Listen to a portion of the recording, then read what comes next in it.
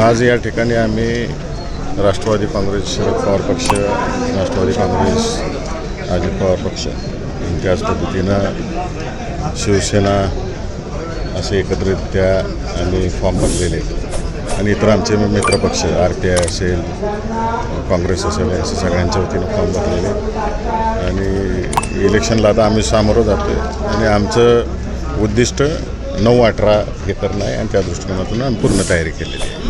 माजी आमदार रामसाहेब कुटे यांनी अशी टीका केली की 6 पक्ष एका बाजूला येते तर मी एका बाजूला आहे, त्यामुळे ताकद कुणाची आहे हे तुम्हाला दिसत असेल. निकालानंतर कळेल कोणाची ताकद आहे ती. चौथ्या वेळेस भारतीय जनता पार्टीला मात मिळेल काय रामसाहेब कुटे यांना? सुपडा साप. एकंदरीत यावेळेस शिंदे गटाचे सुद्धा कार्यकर्ते पक्ष या निवडणुकीत तुमच्यासोबत आहे, वातावरण आणखी कसं राहील? ह्याच्यातून हे दिसून येते की कुणावर का नाराजी आहे आणि त्यामुळं सत्ताधारी पक्ष तुमच्यासोबत आलेला आहे. 2 आलेत, 1 नाही. आघाडी पण असेल. आघाडी सांगितलं ना मगाशी आघाडी कोणाकोणाचे.